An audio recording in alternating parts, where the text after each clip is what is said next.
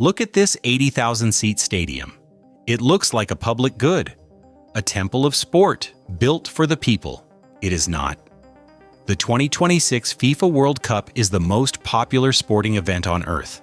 5 billion people will watch at least one match.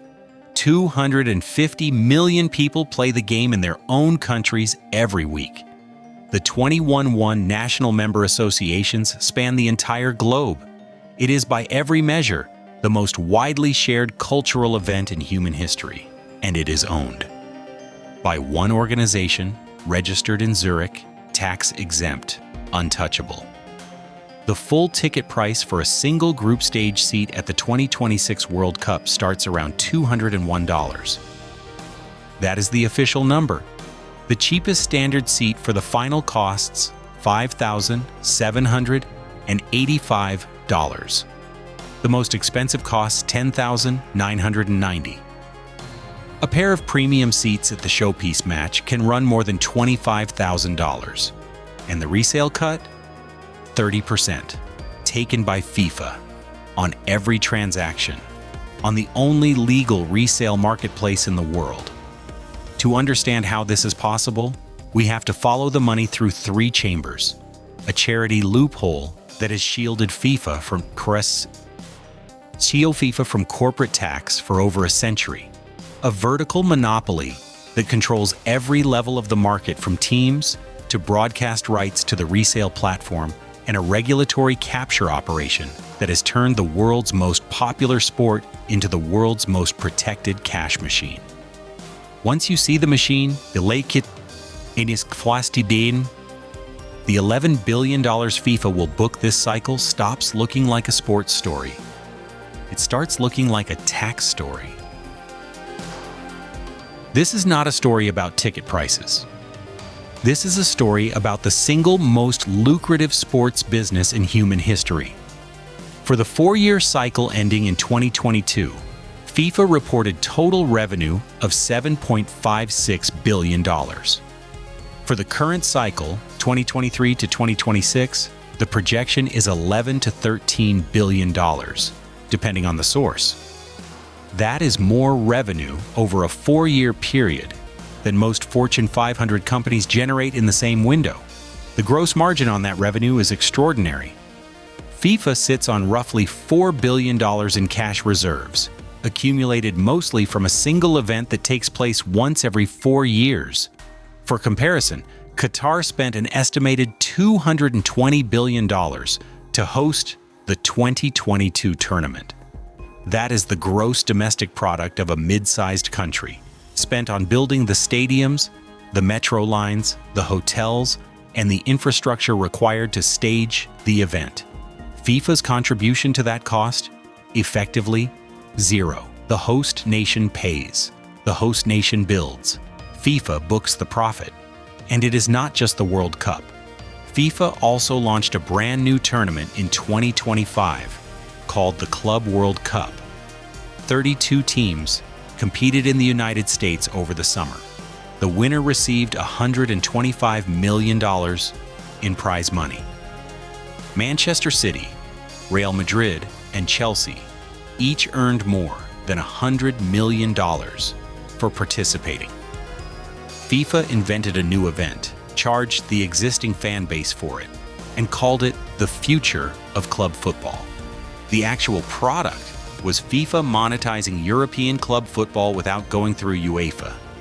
Add to that the 2034 World Cup, already awarded to Saudi Arabia with no competitive bid, and a new headline sponsorship deal with Saudi Aramco, the world's largest corporate carbon emitter. The business model is not sport. The business model is platform economics applied to the most captive audience on the planet. But how does a Swiss organization book $11 billion in revenue and pay effectively zero in corporate income tax? The answer is one paragraph in one article of the Swiss Civil Code, written in 1911, and never seriously challenged since. Article 60 of the Swiss Civil Code allows any group of people who come together for a shared purpose to register as an association. Associations are not required to register with the state, not required to publish their financial accounts, and not required to pay corporate income tax on the money they generate. The legal category was designed for local clubs and small civic groups. FIFA has used it to become a tax-free multinational. The structure works like this. FIFA is headquartered in Zurich. As a Swiss association, the Cantonal Tax Authority has no power to levy a corporate income tax on FIFA's revenue. In 2018, the left-wing Social Democratic Party in the canton of Zurich proposed a reform: force any entity with more than 1 billion Swiss francs in annual turnover to pay standard corporate tax rates. FIFA's turnover had already tripled that threshold. The motion was rejected. The association status held. The Zurich Social Democrat Stefan Feldman, who proposed the reform, did not hide his frustration. It is a mystery to me how FIFA can be described as a non-profit association. Nobody on the street understands that. This runs counter to a sense of justice. The quote was published in 2018. It is still current. Nothing has changed. The Charity Shield does not stop at the Swiss border. For the 2026 World Cup, FIFA negotiated a separate tax deal with the United States government. Under the agreement, FIFA itself, every participating national team, and the prize money paid to the players are all exempt from the United States federal excise tax. So the tax-free status is not a quirk of Swiss law. It is a written contract with the country hosting the tournament. The Internal Revenue Service never sees a cent of the World Cup profit. In total, the Charity Shield saves FIFA an estimated $1 billion in annual tax obligations. The money that would have gone to Swiss cantonal authorities, to the United States Treasury, to global development funds, stays inside the organization. The organization then distributes the money as it sees fit, to its 211 member associations, to its development programs, to the Trump Peace Prize, and to private jet gifts for the president. The tax loophole is the foundation. The monopoly is the structure built on top of it. FIFA is not just a tournament organizer. It is the sole legal owner of the World Cup brand, the sole sanctioning body for international football, the sole negotiator of broadcast rights, the sole seller of sponsorship rights, the sole operator of the official ticket marketplace, and the sole operator of the only sanctioned resale platform. There is no rival product. There is no substitute. There is no competing federation that could legally organize a parallel World Cup. FIFA owns every node in the market. The economic theory for this was worked out by Jean Tirole, who won the 2014 Nobel Prize in Economics for his analysis of market power and regulation. Tirole's research demonstrated that when a single firm controls an essential platform and operates at every level of the market, competitive discipline on pricing disappears.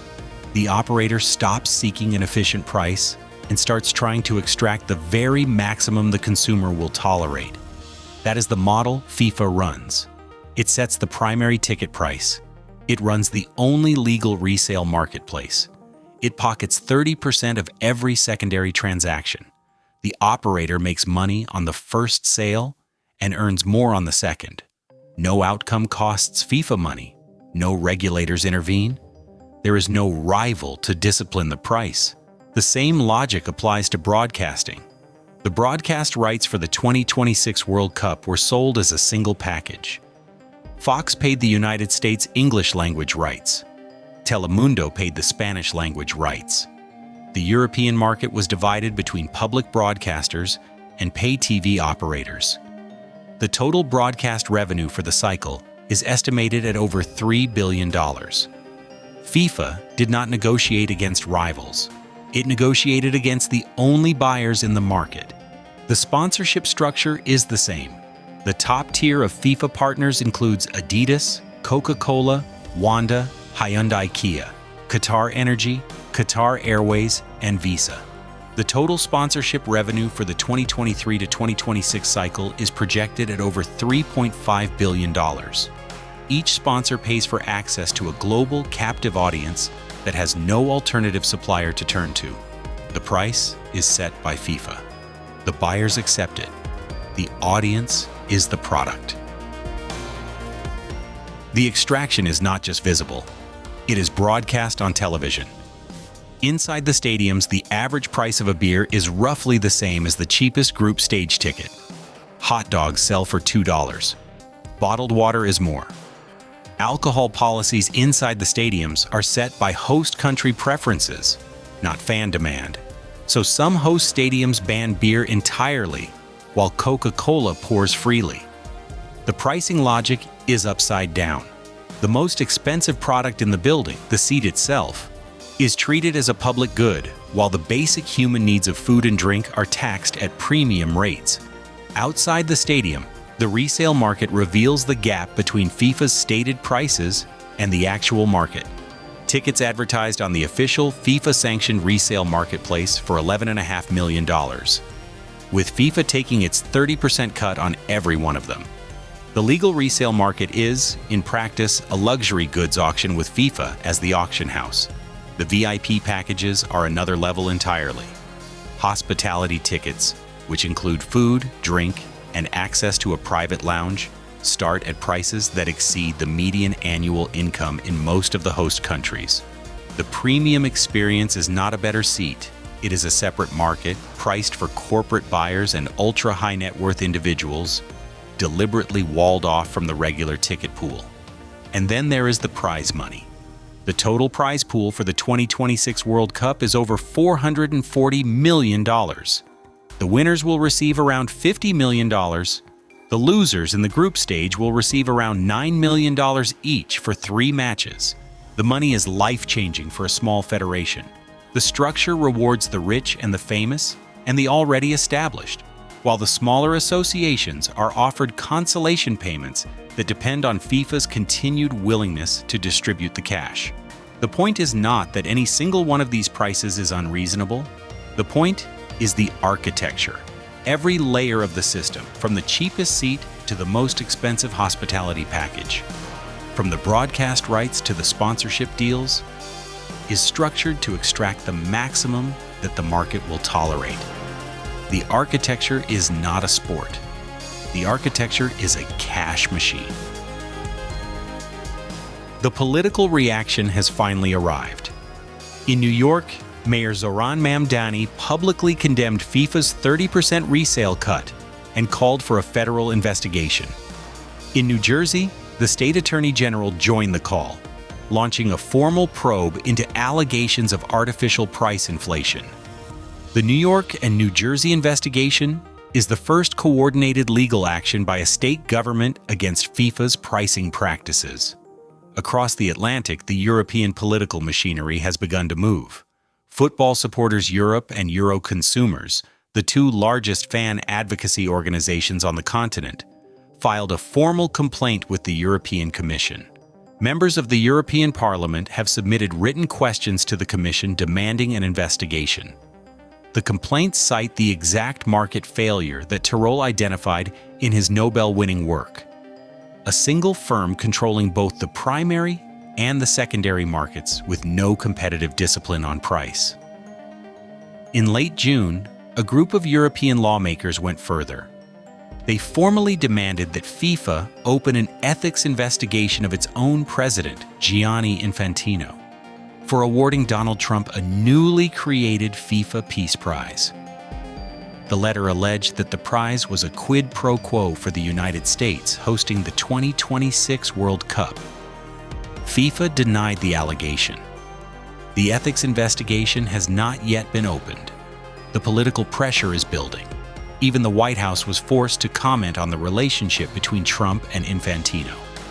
The exchange made clear that the 2 men had been in direct contact, that the prize had been discussed in advance, and that the 2026 World Cup was at the center of the diplomatic exchange.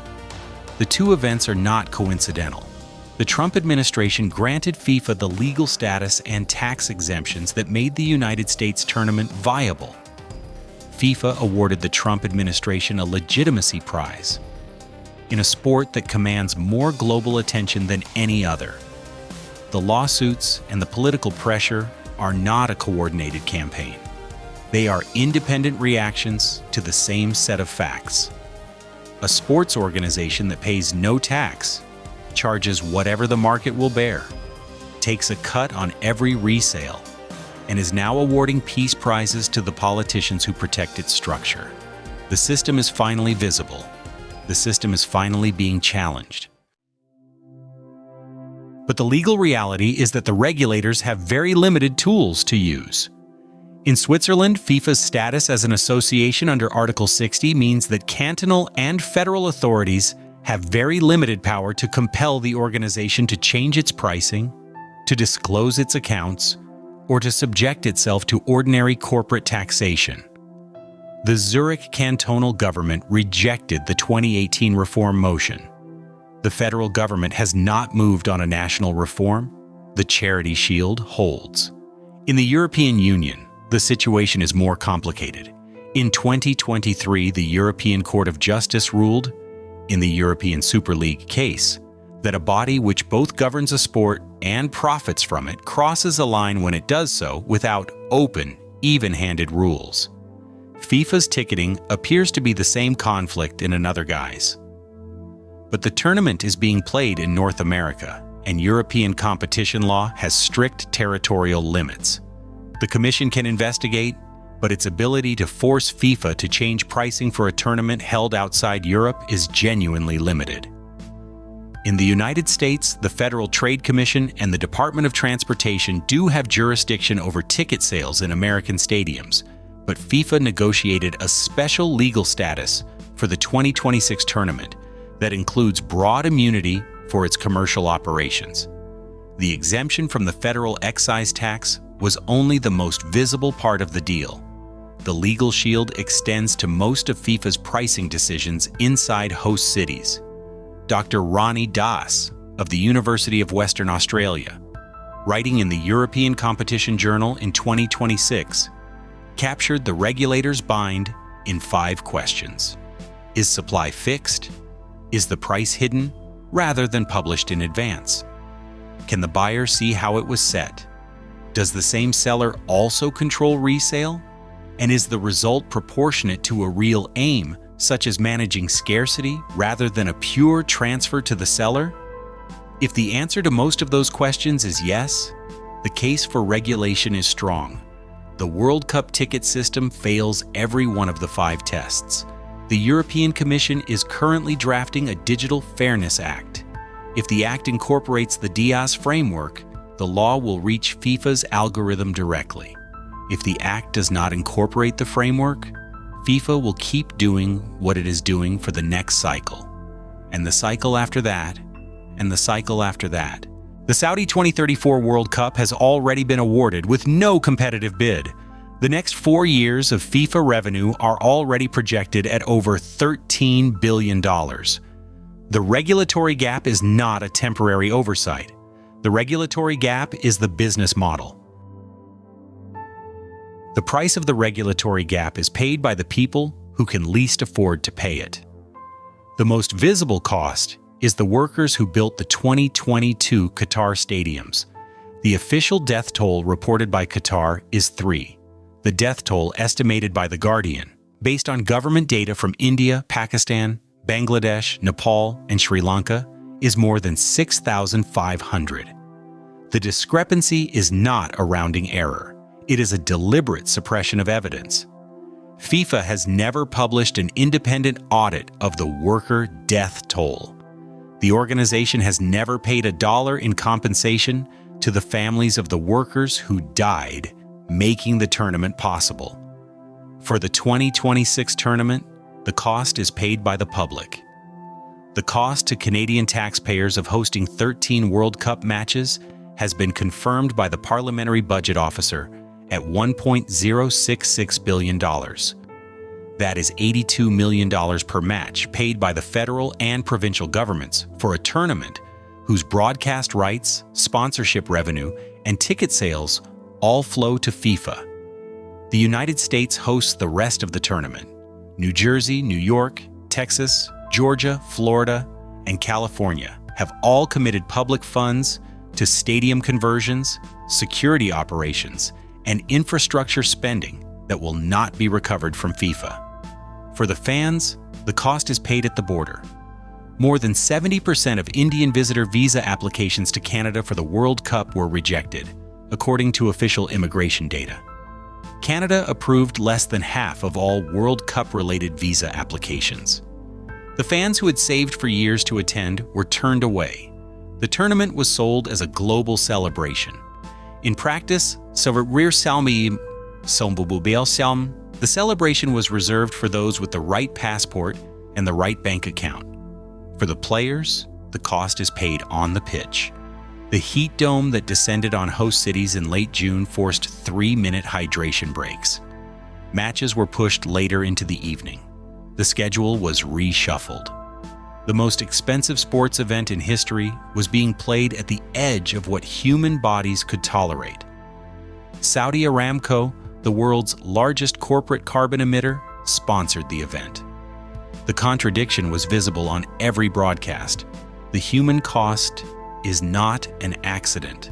The human cost is the price of a system that extracts the maximum from workers, from taxpayers, from fans, and from athletes, and books the profit in a Zurich charity account that pays no tax.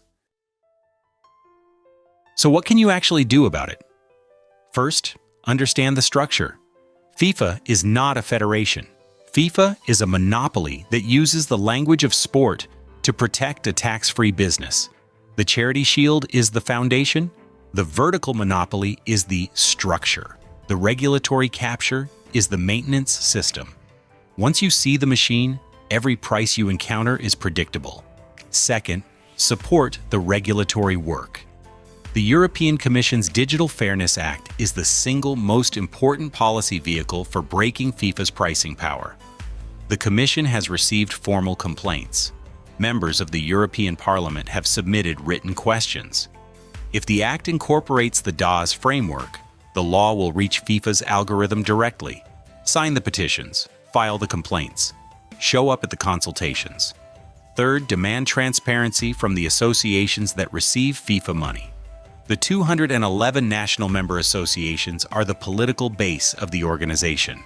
They vote for the FIFA Council, which approves the tournament hosts, the tournament formats, and the budget. If your national association is not demanding transparency on the charity status, on the tax exemptions, on the 30% resale cut, ask them why. Fourth, do not let the prize money distract you.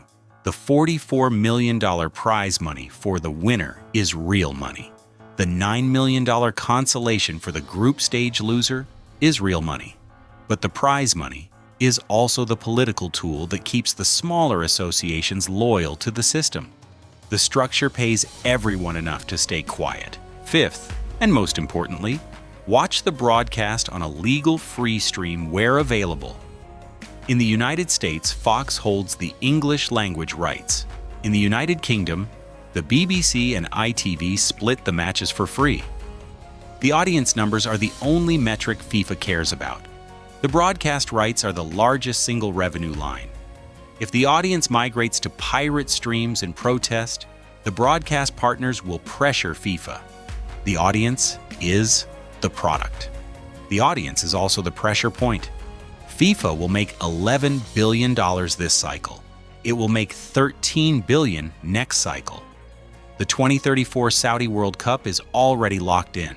The system will not change in a single news cycle.